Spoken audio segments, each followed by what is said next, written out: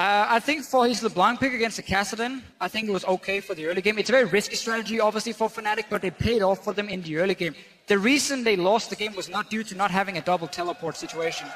They lost the game because they went over-aggressive and went into tower dives they shouldn't have gone into.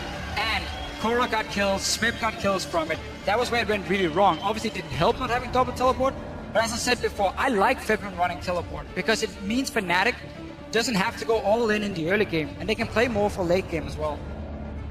Well, interesting that KOO actually bans Rek'Sai here, since they would have been able to first pick it. That blocks Fnatic from they're forcing gonna a first pick pick. Tahm Kench for Gorilla. Yeah, they could. The best Tahm Kench player, in my opinion, so far at Worlds has been Gorilla. So I think this is good from KOO Tigers. Well, also because Febvin has been assassinating so many people, but at the same time, the Blanc is already in the ban thing. I actually think if there is a weakness for Tahm Kench, it's against heavy AoE teams. Yeah. And since they've already banned away the best assassin, there's a chance that's what Fnatic goes for. And we still rarely see these AoE teams, like Rumble is being played very little by Marin, basically, is the only one so far. Another thing, we haven't seen Reckless play Kalista at the World Championship yet. Fnatic is one of the teams who bans it the most. So KOO Tigers are basically saying, normally here you would pick Kalista on the side of Fnatic and be like, okay, you get Tahm Kench, we get Kalista, we have to take that trade. I wonder if Fnatic's going to go for it this time around. If not, you risk KOO Tigers getting that one as well, and suddenly there's a lot of power picks going to this side. I think this is the perfect start for KOO Tigers. First pick. In theory, though, Fnatic should be aware of it because of the pension that KOO Tigers have shown for Tahm. They will not go for the Kalista. It's likely giving that up to Prey and instead take the Ashe. Yeah. We were wondering if Reckless and Prey were going to be taking away each other's favorite AD carries so far at Worlds. KOO Tigers either picked Ashe or had it banned away from them in the majority of their games. But it's not like Reckless can't play Ashe. He played it before anyone else did as far as the European LCS is concerned. Yeah. Played it right away in the summer split, and Fnatic can play around it quite well. And it is a good AD carry pick into Kalista, at least when it comes to trading in the laning phase, and then level 6 trying to set up that TP gank with your arrow and use that. So Fnatic has a 2v2 lane that if they're running double teleport can be super impactful because they're so good at diving towers and setting up ganks, both Alistar and Ashe, in the way they can force the play onto KOO Tigers, then teleport in. But we do also have to see what Reignover wants to play in the jungle, because we had the Rek'Sai, we had the Elise ban. You've got a number of very difficult to kill champions for KOO Tigers. Hojin will lock in Zac for his second appearance on the world stage.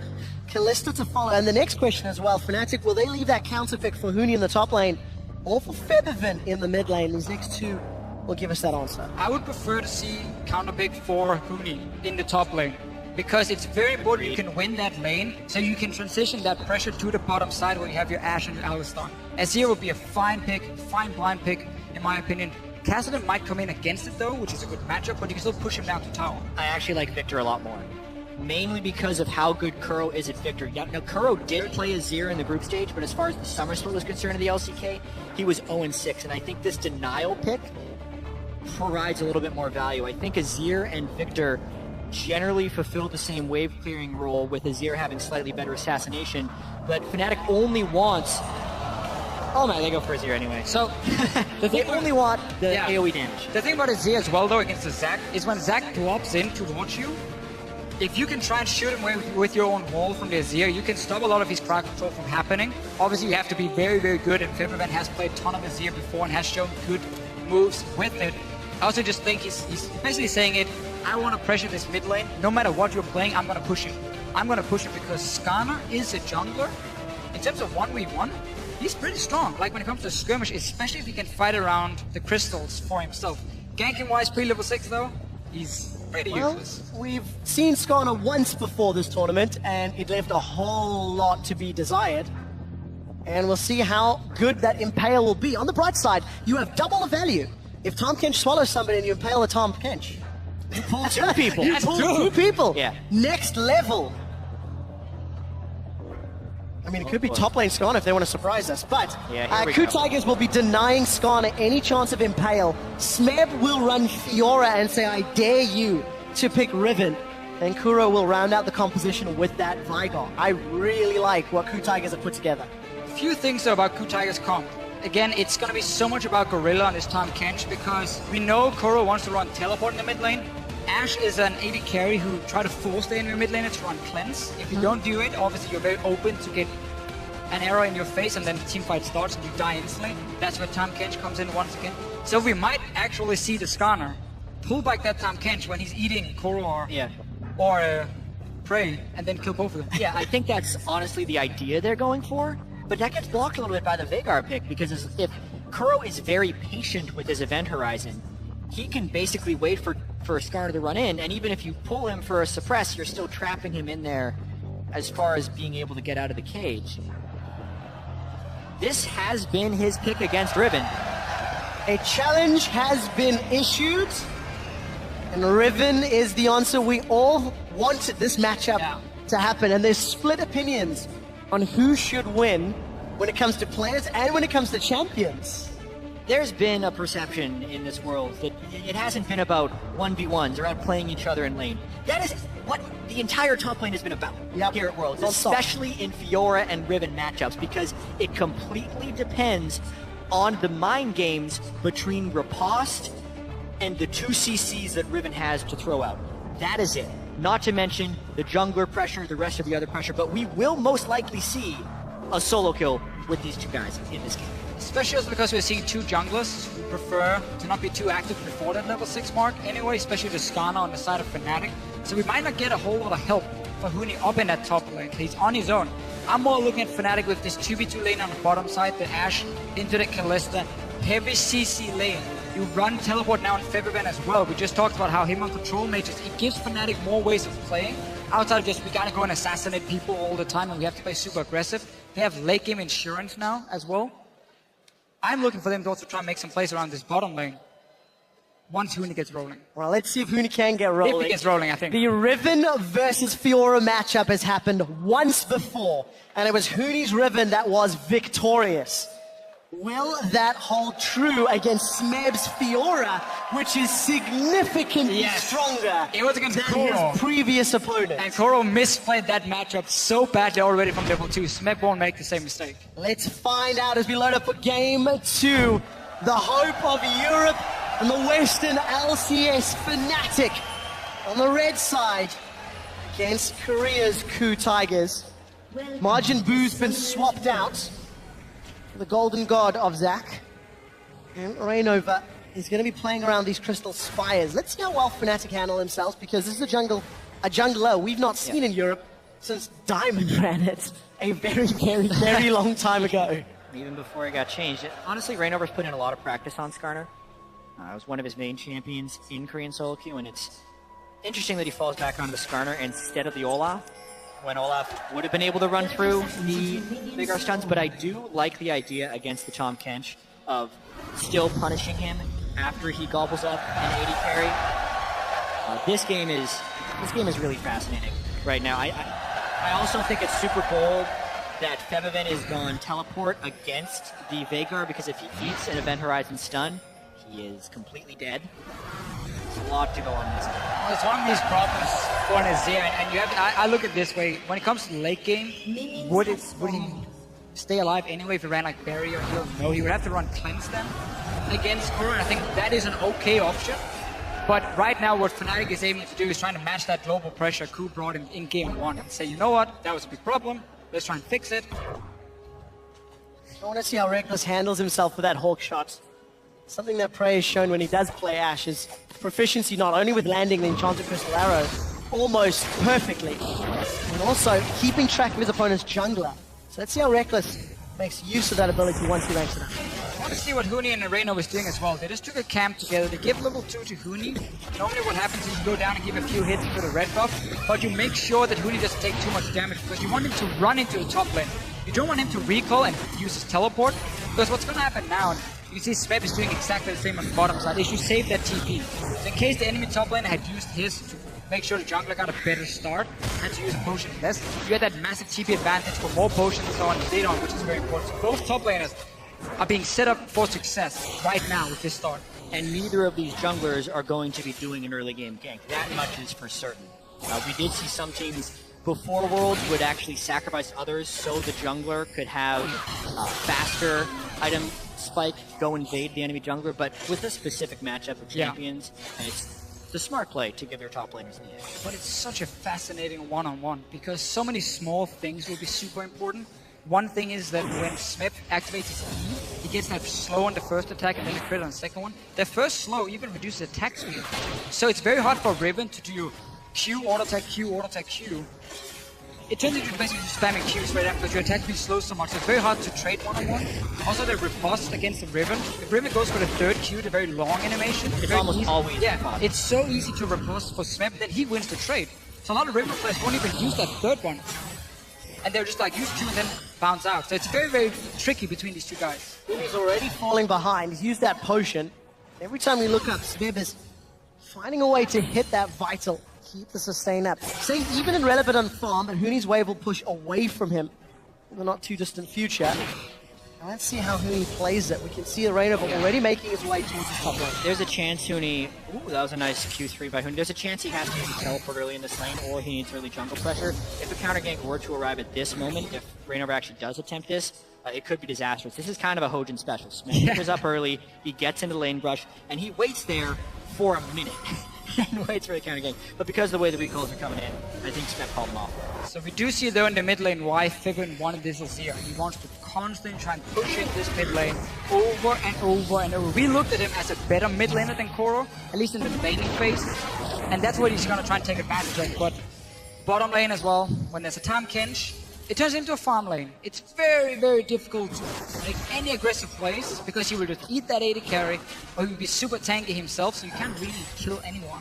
Wow, he's going to be at farm lane you talked about. Very small advantage for Reckless. Hojin is going to pick a fight with Rainova over this Crystal Spire. Charge the slingshot, and Rainova says, nope, that one is mine, and we'll reclaim it. Skarner is very strong when he gets close to you. Yes. That is a fact of this game. That was one of the things with how you can invade in if your mid laner is pushing. Because Skarner 1v1, he is strong. Especially against the Zac, who's just going to be like, what, am I going to blob on you with my E and nothing?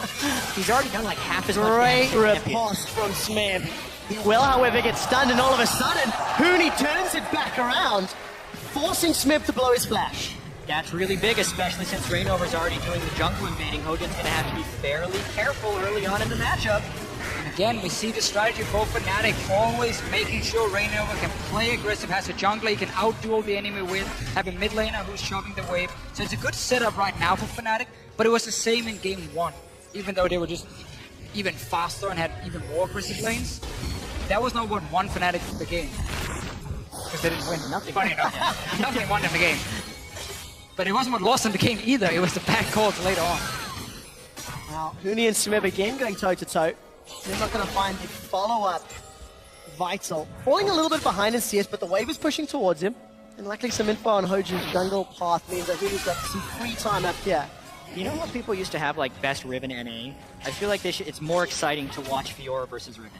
They should just have like a bracket of Fiora against Riven players. I love this matchup. Make it a best of 3.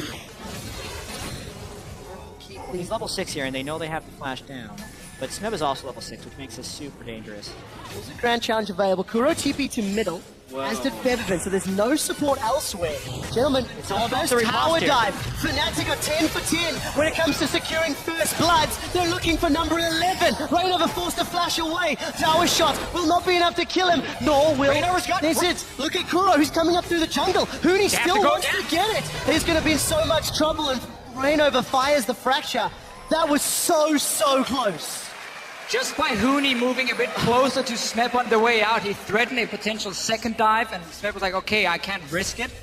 And therefore he couldn't kill Rainover, who just snuck by the tower. But that was so risky by Fnatic. From the look of it, Smeb blocked the right amount of CC, and then Hooney wasn't able to combo properly because he was stunned himself, so he couldn't get the quick burst out on Riven. Still keeps the CS advantage. It costs Rainover his jungle edge in order to do that game. And his flash down as well. Reckless, probably gonna eaten by Gorilla. Not yet. Not Yeah. quite tasty enough until there it now. goes. Gorilla will get knocked up and knocked back. He's flashing away. Grey Health will get popped. It is Go away. decaying. Prey is stacking out those Rens onto Yellowstar. Summoning heal's been used. 250 HP. And both Flash and Exhaust down from Gorilla. Fnatic They get the 2v2. Yeah, they burned a lot of summer spells. I actually feel like if Reckless was feeling aggressive, he would have flashed for that kill on Gorilla, but he was afraid of a counter game. He didn't have eyes completely on Hojin, I'm pretty sure, because with the shield going down, this is also why he saves his flash, just in case. Well, Reckless sidesteps the elastic slingshot, and he will be able to make it out. This is what I really like about Reckless and Yellowstar's lane. They know their job in most Fnatic games is being utility AD carry. So flashing forward for a kill, yes, it might look good on paper, you get that one kill for yourself, but it means you can probably get ganked right after, and then Hojin suddenly gets 2 kills or 1 kill and a dragon for his team, so it's not really worth it in that sense, and I like that Reckless stays back and even dodges around. This is actually dangerous. Huni is still up by his turret, and Febiven's stunning himself. Febiven's in trouble. Rainova's got the blue buff, but now he's been challenged by Smeb, and Huni's a long way away. The challenge has been popped. First blood to Kuro, and double buffs. You have no flash. Massive for Veigar to get double buffs. Rainover doesn't have flash, and he can make that play if Huni is with him. Huni has the 1v1 edge, so to speak, on a Smeb, but there is a large mini-wave at his turret. You can make that invade on the blue buff if the waves are pushed. Rainover again overreaches and again is punished. As safe as Reckless and Yellowstar can play in the bottom lane, some of that needs to go over to Rainover soon. Because, yes, he's making some good plays, but too often, he wants too much. And honestly, it's fine sometimes playing simple League of Legends. You don't have to always go in and make that massive outplay, constantly tower dive the enemy team. You can play it fairly safe because you're right now winning both soul lanes. But now you just gave double buff over to the enemy mid laner. That's not going to help Febiven one bit. It really will not. And if Huni continues this path forward, Huni also charge. has no flash. And Zach has amazing game pass. Let's see if Huni respects this. Oh, there's so much threat here for Huni. He's afraid of Rainover potentially sitting in that bush. Normally a top laner will not be this aggressive with no summoners in pushing out a big wave unless he has his jungler right behind him, ready to join in. Thank you, observers. You can see the hawk shot flying over the sentinel, giving Fnatic some information throughout the jungle. Flies through the whole map. When you're in the right position on Ashe, you can shoot it to every single jungle panel, which kind of, even if you don't see the jungle with it, tells you where the jungler should be. Process of elimination, and it's an immensely powerful skill, highly underrated. well, we will give it the attention it deserves, Jack. You know how Clairvoyance used to see one spot on the map? It sees the entire enemy jungle on 2 maps. R.I.P. Clairvoyance. So 1-0 in terms of kills. Fnatic still hold a minor gold lead, thanks to the CS advantages for both Huni and Febiven. Rainover's got access to his Impale, and his flash is about 15% away from being available. I'd like to see Fnatic right now get a few pink wards down on the map to set up this scanner so he can go in for that one play once he has flash, grab a target, and you can burst him down very effectively, especially with the Riven up on top side. But it's very hard for him to path right now because there's been so many wards spotted. He does manage to sneak around up top here. Can't make his way into the second one, and now suddenly Smeb is going to be like, I have no jungle help, so I'm not going to push it out like Huni did before, because I'm going to play it safe. Very early advantages were to Smeb, the lower levels, but as Huni has started to scale up, he seems to be finding the stuns and dancing around the riposts. Dangerous counter jungle. Oh, this could be trouble. Enchanted Crystal Arrow is available. Yellow's target is It's about sending a message, gentlemen. This is my jungle, my camp, and my gold. Every single game, Hojin falls really far behind the curve. Yellowstar is a higher level than Hojin right now, even after that Grob steal. But I'm a believer. KOO Tigers play from behind. It's their style, Jack. It actually is. This is the way they play League of Legends. It is somehow working in this day and age. I think perplexing is a great word. But at the same time, with this team composition, Fiora and Veigar, and Zach actually is a good late game jungle champion, they're pretty happy with this current set of circumstances. Alright, Huni gonna pick a fight once more with Smeb, and Grand Challenge throws down. Smeb flashes away from the third proc of the Broken Wings. Huni will find fails the flash!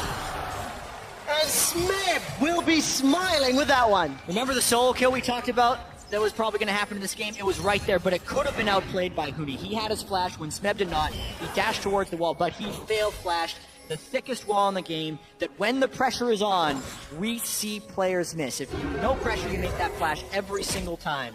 But Huni, after losing that game 1, makes another mistake in game 2. And again, we keep highlighting how important it is for Fnatic to keep pushing those 2 solo lanes.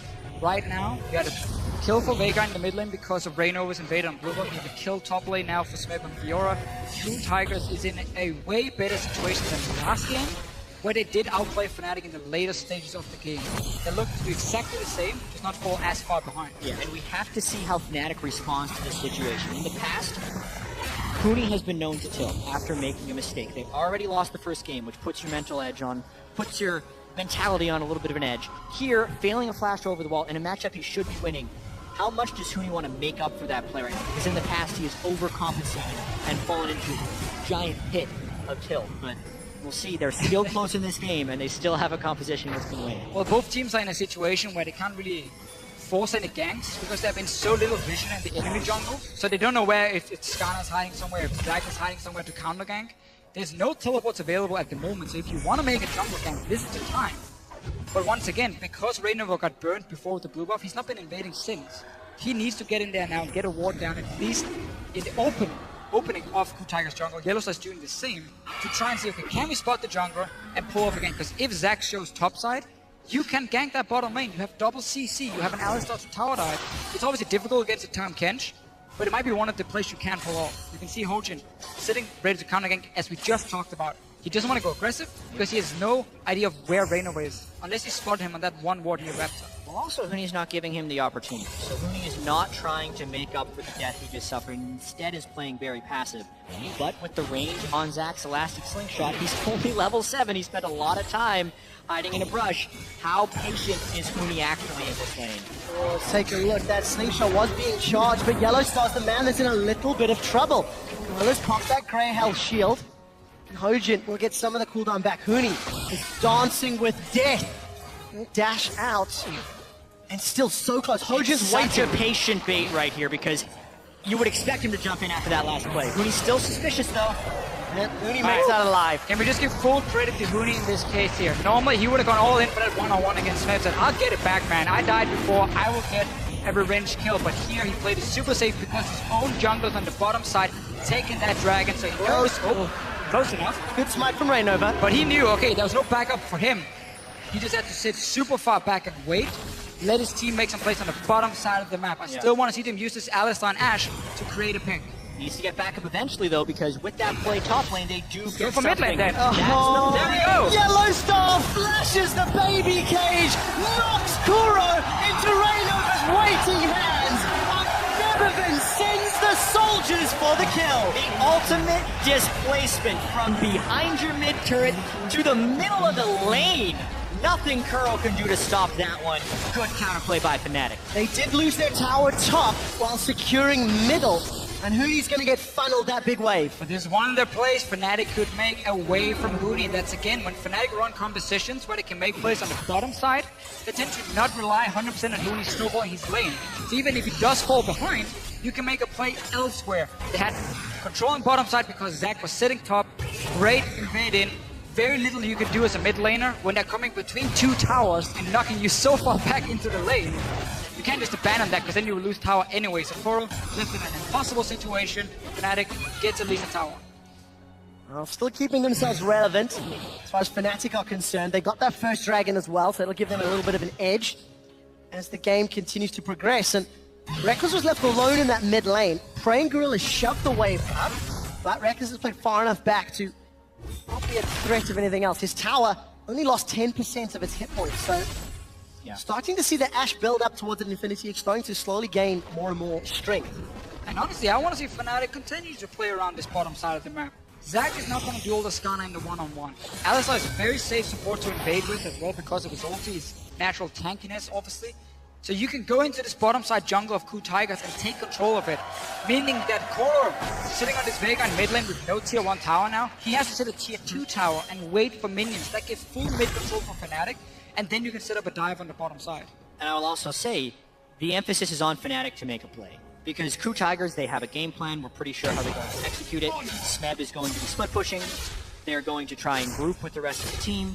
And the siege potential with Veigar is awesome. But Fnatic has picked Hooney. If he can somehow outplay Smeb, he can block that. When they group up as a team, when KOO groups up as a team, Fnatic would try and initiate with an Ashe arrow. It is going to be KOO kind of executing their game plan and making Fnatic make the play, in which KOO has been able to punish in the past. It will be more on Fnatic's execution, in my opinion. I really like this from Rainover, getting into that jungle now, plays towards Flippin. He's gonna have to be careful, he's getting out for now.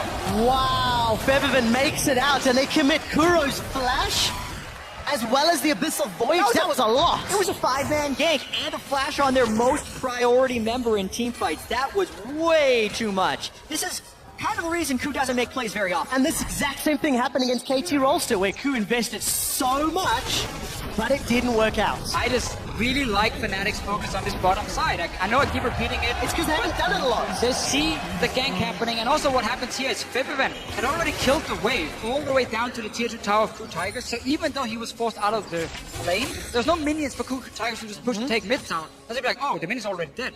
Well, we're not going to get anything there to run out, end up losing everything. Fnatic had control of the side, they spotted happening, and this control Fnatic reminds me more of how SK Telecom likes to play against KOO Tigers. It's not the, oh, let's 5-on-5, just randomly tower dive and go super crazy all the time. No, we're going to try and match some of the things KOO Tigers do well. We just remove the mistakes, because KOO Tigers plays around you making mistakes and then punishing you. If you play like this, it's very hard for them to do that. Let's see if they can keep it up, though. Yeah, and the biggest example of that is Huni suffering the first blood death, but then staying Until further. right? He has not tilted at all here. I also like his build path this game because his previous games on Riven, he didn't go Shima. He instead went for Bloodthirster for some of the survivability. But it's so much more important to be able to have that quick burst of damage against someone who can riposte in your combos, and I love the iteration. And the playing around bot lane will now make it top lane. Hojin Reckless has moved set up. though. Hojin is absolutely set up for this play. They did chase him out the jungle, though, so Rainover and Yellowstar will be aware. How many legs does Skana have? This one, none. It's This one, none. tank Okay, tracks. okay, that's why he doesn't have boots. Okay, that makes sense now for Rainover. The way I look at Skana is he's a champion who needs mobility. He needs movement speed. That was a joke. It was. I'm sorry. See, Yeah. it caught me off guard because I didn't know you could make jokes, Fisher. I didn't know either. Thank you. That was fantastically rewarded. Now I get why Freak does it all the time. Yeah. So, Still, get some boots, man. Yeah, I think tank boots is the right way to go. I actually want him to build Mercury Treads during this game because he will be having to run through event horizons at some point during this game, and the magic resistance is actually one of his most stacked resources. I think if Fiora tries to kill him, he'll have an opportunity to ult Fiora and instead pull that in, so I think Snug's going to keep his fair distance from Rainover. I think Mercury Treads should be his next item.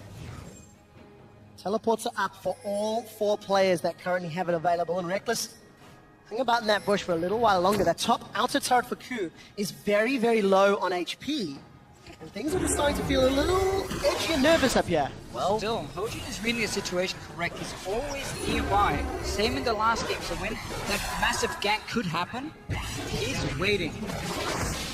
And KOO has the setup with the double teleport, so they're pushing their mid and bottom lane, and they want to teleport. This time, though, Fnatic also has the double teleport, and they recognize not to dive under the turret for this play. Instead, they're just playing it patient and trying to punish Hojin for waiting for the aggression. Double warding trinkets for both Huni and Rainover as well, upgraded already. We've seen them move into KOO's jungle to place wards multiple times.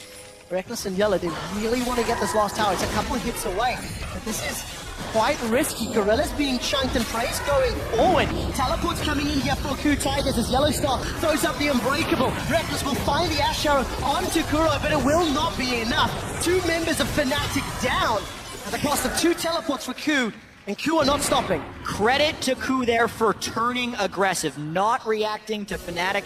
In that sense, Fnatic then had to react with both teleports, so a completely lost play for Fnatic. KOO gets the big play by catching out Reckless and Yellowstar. One of the very annoying things to play against double teleport. It's also Veigar, you gotta be careful under these turrets. Or he can stun them up and maybe kill Rainover. Rainover's down! Kuro gets the kill and will secure another tower. But one of the problems when playing against double teleport is you don't know how many guys it's going to turn up. You see the animation. I'm not sure if Fnatic were trying to say we can maybe counter teleport here, because there's still 2 flashes up for Reckless and Yellowstar. They stayed around for a long time. Yellowstar maybe was just to sacrifice himself, saying he was going to get slowed down anyway. But then suddenly 2 guys appear, both Smith and Full, and Fnatic is too late to the party. 2 kills and a tower. And once again, KOO punish Fnatic to regain the lead. Yeah, let's see again what happens. They ping Skarner, and then they know to go aggressive here, because honestly, it's completely on the double TP coordination. They thought it would be 1, it was actually 2. Reckless got the Ash Arrow, The second teleport cancels the first teleport's animation, which is why Reckless didn't have the right timing on Smeb jumping in, and it's actually why the Ash Arrow didn't hit.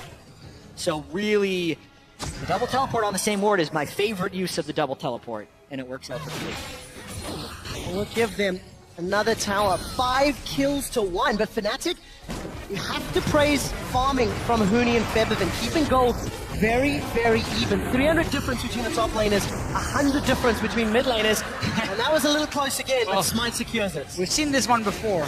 Prey tries to steal it. Doesn't have the greatest amount of damage due to his low amount of AD though, when it comes to finding away that spear. Meanwhile though, Fnatic, once again, are in this situation where they really want to try and pick someone off, but because you're against double teleport and a Tahm Kench, it becomes almost impossible because there's so many ways for KOO Tigers to buy time and then counter gang it. So even though Fnatic has great tools to find that one pick, they haven't been able to use it, and they were just waiting almost for KOO Tigers to make an aggressive play.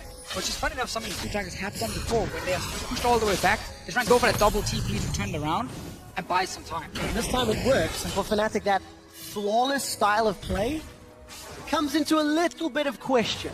It wasn't exactly a game-changing move, but Fnatic are still showing they really want this last outer turret. They moved 4 people up towards the top, and they've got a lot of vision around that. And something that is really in the favor of KOO Tigers is the fact that Kuro is at plus 191 on his stacking of ability power, and he's currently sitting at 600 AP. Pretty soon he's going to be able to press 2 buttons on Febiven and kill him dead.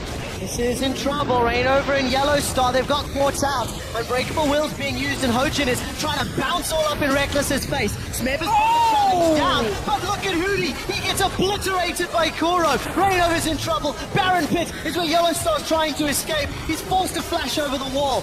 5v2 now. Baron is alive and may be able to get some hits down onto Smith and Hojin. Fate's Call will be thrown onto Febiven, and Febiven finds the kill, but the Event Horizon locks him in place, and Prey will shut him down. Another sacrifice to stop Baron, but Fnatic again caught out of position. Kuro 100% to zeroed Huni there, and he doesn't have Void Staff yet. Mind you, Huni has gone for cooldown boots, so if he gets hit by an Event Horizon, he has signed his own death certificate, because it will be crushed there by the Veigar. It's a flank fight. I think Fnatic was actually pretty happy with this one. They didn't have vision on the Veigar, and also he didn't see that Event Horizon, otherwise he wouldn't have walked into it. Boom, instantly killed. That then turns into a 4v5, and then it's actually on. It's on Febiven at this point to salvage. Very, very classic situation though, where you're running to a team fight and you're looking at the fight and not your own character. So even if something happens around you, you don't have the time to dodge it. Get stunned, ends up dying for it, but really, a Veigar who got to just sit and farm and farm and farm. We actually talked about it just before. He's like 616 AP. He got ranked to ulti as well. So Kuro has hit the point where he can one-shot basically everyone on the side of Fnatic. This is how you push. This is what they want to be able to do. This game, it forces Fnatic into having to initiate, and they have 2 QSSs as well already.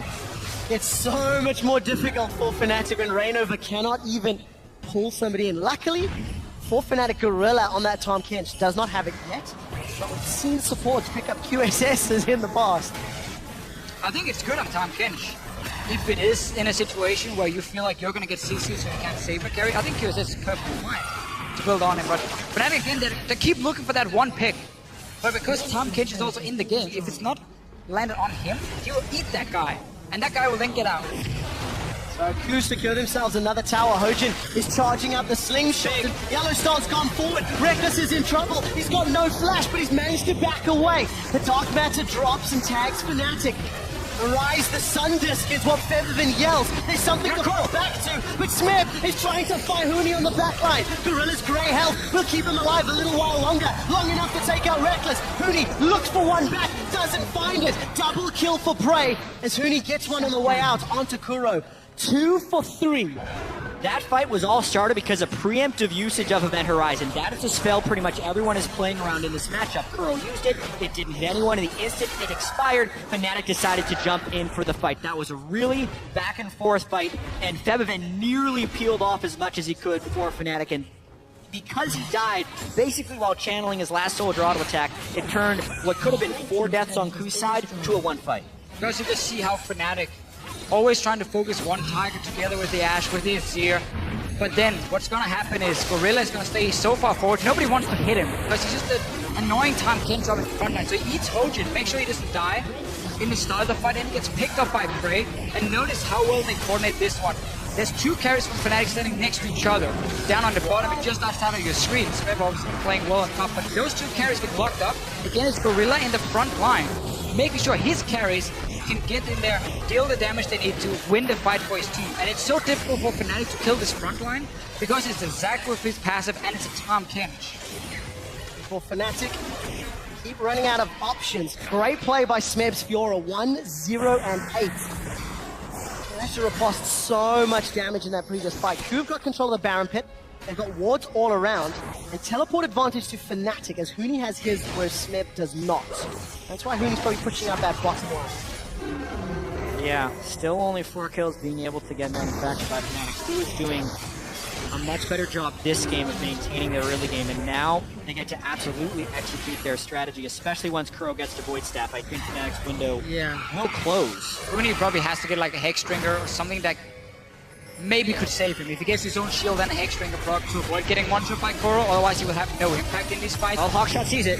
They're going in for Fnatic. It might be the chance for them to turn it around. Crystal Arrow does connect onto Smeb. The Event Horizon will lock Fnatic up. They've got Time Baron. to fight. They've got Baron indeed. Teleport's being channeled by Huni and Fnatic. They need to get something back. Yellowstar flashes forward, gets the knocker for Hojin, jumps back in. The Event Horizons come back off cooldown and is once again locked Fnatic out. Yellowstar's already down, as is Huni. KOO are looking for a rampage. Gorilla jumps forward. He manages to find another as Smeb's running down Febiven. Fnatic get aced and lose the Baron. We see the same things again. Fnatic trying to kill the front line, Tahm Kench, and of course the Zac. They end up helping each other. Gorilla eats, Hojin spits him out, and then Smeb also in these fights. Smeb is so good. He's so good in team He is fight. waiting exactly for the moment where he is most vulnerable, and then he is stopping the damage. That's the master Fiora players are the ones who can do this. Massive death timers off Fnatic. That was the trigger Fnatic had to pull. They didn't have a better ward for Huni to jump in on, and KOO knew it. So KOO took that fight exactly as Fnatic was going to have to react, and they make it work. Fnatic is losing the war when it comes to the carry sitting in the backline dealing damage because against the Vega who can just one-shot these targets and has this massive AoE CC stun. At the same time, Huni is not able to find a flank on the Riven. That's the way you can get in and kill the Vega or kill the Kalista. He's not able to do it. Again, let's just ignore the fact that Tahm Kench could potentially even save whatever carry that is and stop it from happening. So KOO Tiger's picking ban phase, first picking that for Gorilla, banning out junglers and so on, was really, really smart. Notice again in the fight, Fnatic, they have to sit back here and hit the front line over and over. No ward for Huni to teleport to the flank. So now KOO Tigers is in a perfect situation. As long as Prey doesn't get knocked back and dies here, Hojin takes the damage. Gorilla's gonna eat him so he doesn't die. Okay, again, buy more time. Riposte coming in for Smeb at a beautiful time. And we just have KOO sitting on full HP still, picking whatever targets he wants, throw it back in Gorilla when needed, and you have that massive CC coming. You get themselves 2 inhibitors, the Baron, their first dragon of the game, and KOO Tigers are in a commanding position to close this game out. Smeb got a GA picked up, and he riposted the Skarner ultimate in the mid lane earlier. He riposted a ton of damage in the Baron pit. And KOO Tigers are now barreling down the last remaining inhibitor. Event Horizon should make this easy as pie. The tower's already down. There's also no flash on Yellowstar's Alistar to find the right initiation. They're trying to focus as much as possible. Honestly, if KOO rushes this, it's Fnatic's only real chance. KOO should be super patient here. Sundisk burn, that was going to be used by Febiven if the dive were to happen. Now KOO's just going to smartly set up the split push with Smeb. And if that Event Horizon catches a single person, the game is over. The game may be over even if that doesn't happen. Well, it certainly seems to be that case. Super Minions already pushing towards the Nexus turrets with the help of Smeb. Huni, wow, he just gets chunked down. He's going to throw out the QSS and he's going to have broken wings away, but Smeb has got so much damage. The Sundisk is out. The last remaining inhibitor is being dropped. Fnatic are on their last legs. Their backs cannot get further up against the wall. Yeah, I think that was actually a missed opportunity. The riposte was burned by Smeb and Rainover was in flash alt range. He might have been able to get at least one kill and stop the push. Huni could have died there as well. Oh, Fnatic, 3 waves of super minions that KOO is patiently trying to push in, but Baron is down, so maybe it relents. Ever the optimist, Jets. This is just a matter of time until KOO knock down these towers. Hojin is going to threaten with the elastic slingshot.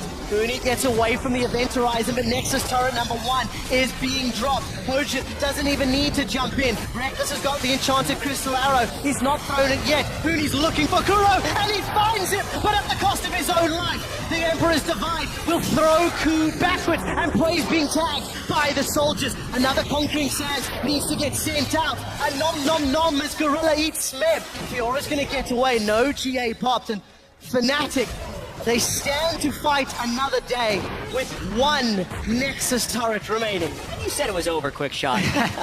You're the optimist, I'm the pessimist. That's how we balance out. Yeah, it's still heavily in favor of KOO Tigers. 3 inhibitors down is something you almost never come back from. Although Fnatic did come back from 3 inhibitors down against AHQ in the group stage. Slightly different set of circumstances, though, to Fishio.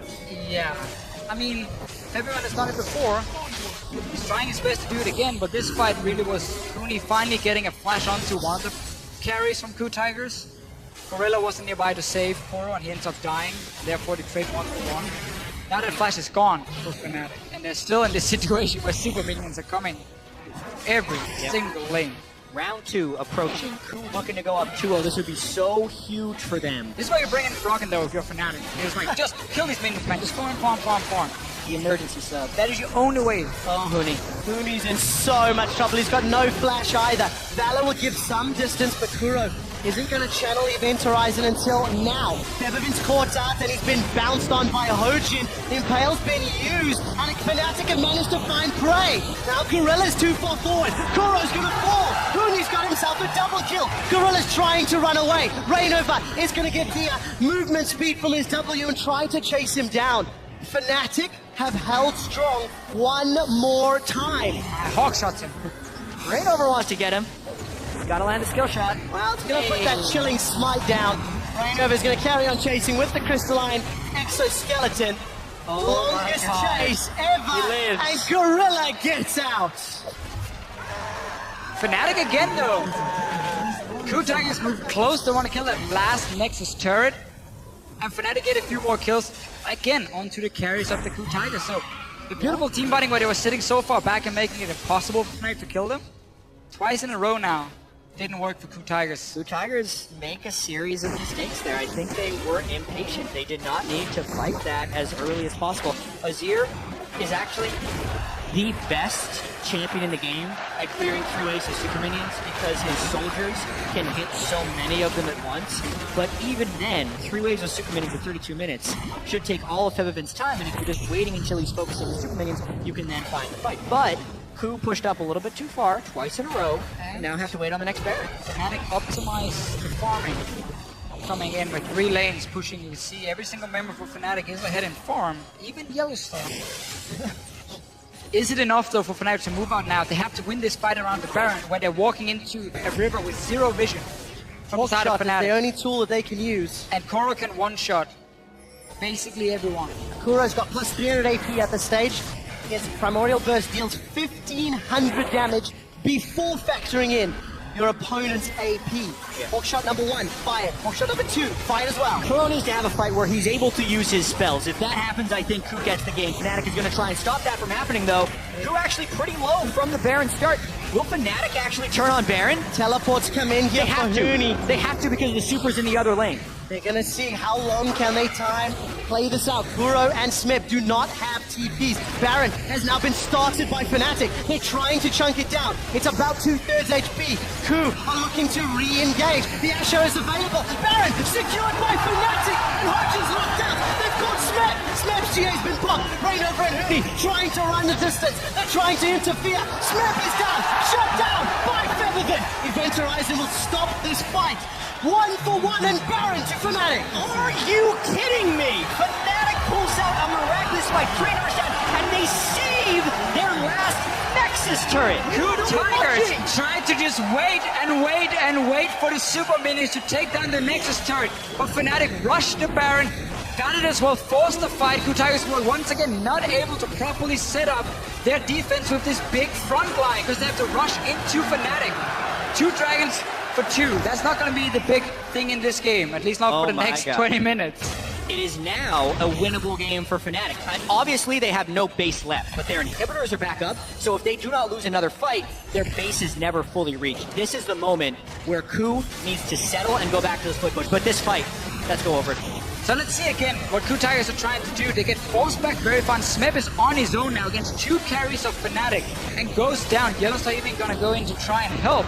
And it's now Rainover and Huni creating a frontline for Fnatic that is taking up all the time of the carries. And poor Event Horizons by Kuro. He needs that spell to zone the team fights, but instead, Smeb is isolating himself against 2 other carries, and then he actually lost his GA within that fight. There's still no defensive icing for Reckless though when it comes to avoiding getting one-shot by Veigar. So one mistake from him in a fight, and he's dead. Huni's trying to catch that Crystalline Spire, does get it. Teleport's available for KOO in a few seconds. Gorilla almost gets chunked out by those Sand Soldiers. Will that be enough for the tower? It looks like it. A Fnatic will take their 4th tower of the game at 39 minutes. Now there's no margin for error. Not only are we 40 minutes in with no base to fall back to, Smith and Kuro can TP. If anything goes well, there's not deep wards. You've got to remember. Reckless is getting flashed very, very soon again. He has the BT, that's his only defense, but that's not enough against these 2 carries. He wants to try and kill him. So he needs that flash ready, but he needs to be so far back that he can't hit the tower because of the zoning from Veigar. There is no zonies and no cleanse on Featherman, so if Kuro flashes, Qs, and ults, Featherman dies if those spells land. They have no margin for error on these pushes. Fnatic have not had a margin at all. Smeb's off on the side, dancing with death in front of Rainover. Tower continues to get chunked out by those double. Can I take it back? They're dead. One dark matter. chunked. He is at 1,062 ability power as of now on Veigar, and it will only get higher, plus 311 on this Belfish strike so far. Minion wave down in the bottom lane though. Has no one to answer it. Thank you, observers. And Fnatic will still get some cross-map pressure. Smeb is on his way. So there's 2 low towers now. The Fnatic might be able to get in the next push, but Baron should be gone. So we kind of reset once again. We have that situation where Fnatic is looking to win 2 or 3 fights to make sure they can then close out the game, where KOO Tigers is waiting for that 1 team fight. Right. I also think it depends very heavily on the location of the fight right now. Oh, for sure, and how many guys. If the line of scrimmage stays where it's at, because if we look at the concentration wards, that tell us the locations of the wards tell us where the game is being played. And currently the game is actually being played in KOO territory, which is miraculous. So if that's where the next fight happens within division of wards, which is what usually happens, one team fight for Fnatic does also win the game on their side. Still just have to keep looking at 2 carries from Fnatic with no way of avoiding getting one shot by Kuro. And Veigar is one of the few champions with 2 abilities with 1.0 AP ratio. W and ulti. I am amazed that Kuro hasn't won the game yet. But fight after fight, 3 or 4 fights in a row, he has been ineffective on this champion. If Huni can flash instantly burst him, like, he has the QSS and the Zonies this time. Yeah. But if they can at least delay the usage of his spells so he can't combo where he wants to, and if Rainover walks up with his giant tanky Skarner, I mean, he's still gonna die, but at least he would kill the Skarner, not a squishy. He does find Hojin. The split push is key here. This is the way for KOO back in the game. They're resetting, and they're getting back to what got them here. Huni can go up there, clear the wave though. Problem is the one-on-one against Fiora in the late game. Fiora probably outscales almost any champion when it comes to one-on-ones, except for random Tryndamere appearing or anything. Something we're not going to see, at least. Don't even know what will happen. The point is made though, Fisher. In this matchup, could Tryndamere win? Oh, it's a question for the ages and one that we'll debate at a later date. Yeah, Tryndamere can also. 1 minute and 40 seconds until Dragon respawns. The goal difference is now swung to the point that it is completely even. One more mistake from either squad could be game-changing. For KOO, it's the matter of being 1 Nexus away from a finals berth, and for Fnatic, it's just evening out the series. So the pressure is definitely on Fnatic, hometown squad. Crowd is at their back. That's a dangerous call. Weight. I absolutely agree, Quick Shot. The gravity of this situation is massive. Spectre's Cal completed, Featherman close to Zoni's Hourglass. but it's not a Banshee's Veil and it's not a Zonia's. Those are the items Fnatic actually needs to have an offensive position in this game, but at the same time, they've won many team fights in a row without those items. KOO Tigers definitely overextended with their carries. I'm sure they've been talking about that for the last 5 minutes now. How are we going to approach the next team fight? Are we going to wait for Baron? Make that same play we tried to make before when we forced Fnatic to walk in at the river, and this Event Horizon can basically almost cover the entire river placed by KOO and zone out the team, and then we take the Baron that way. The only reason they waited last time was because they had the super minions pushing on the bottom side. They thought they could take down a Nexus turret, and then Fnatic pulled the trigger and went straight for Baron. Gentlemen, Hourglass completed for Feathervin. What's in the mid lane behind Fnatic, and Fnatic was in the river if KOO decide to go for Dragon. But the Dragon in 20, Baron in 40. That is the objective. And again, if Fnatic are out of position, they can bounce back. Yeah, KOO's 2 wars within the base of Fnatic are awesome right here, but this positioning, This is scary. lead for some fights. Event Horizon down, but it's in a nice zone, so Fnatic can't actually push through it. They need to come with a pink ward in their base or something to stop this flank, because if Fnatic goes in for the Baron here, there's a chance Smeb actually just teleports in and kills all 3 inhibitors. They don't even need KOO to go in. Smeb just has to find Fnatic in a committed place, and because how quickly Fjord can kill inhibitors, he'll get all 3. I don't think there's ever been a team that has had this many dancers with Nexuses as Fnatic. I want to see in this team fight here, if Yellowstar says, I'm going to one-on-one KOO. Because we might not be able to kill him with QSS and Hourglass, but if Alistar can headbutt him away, keep him busy, way back, save his own carries, that might be enough. They're going in now. Feathervin's in trouble, he's been bounced up, exhausted, and he's down! That's the last hope for Fnatic! Rainover's running away as Smeb zoning him. Reckless has got his shield popped, knocked up as Yellowstar kicks him away. Reckless goes down, double kill for Bray. Rainover and Huni trying to get out, and Smeb still alive. The riposte will apply the slow, the knockup from Hojin Zach.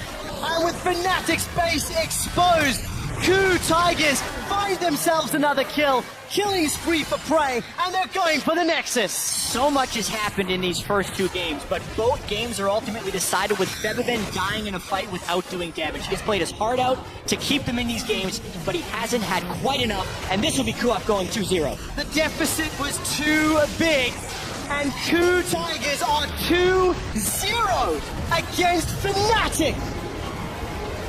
Wow. This game, we saw a different strategy from Fnatic. They didn't want to try and go all in for these aggressive early plays. They ran teleport in the mid lane. The problem is, they're still making too many of these mistakes in the early game where KOO Tigers punish them, get 1-2 kills for it, and keep delaying the game and get past that early stage for themselves. This was a game where Fnatic almost came back from having 3 inhibitors down. The emotional roller coaster that just happened can be absolutely devastating. Everyone who plays League of Legends knows. Losing is one thing, but almost having a miraculous comeback fall short is perhaps the most gut-wrenching thing that can happen to you. And we just got to see KOO Tigers had 5-6 minutes to talk. How are we going to play this team fight? What is going wrong? They realize, okay, Feathervin has an Hourglass, sure, that's fine. But as long as we can land a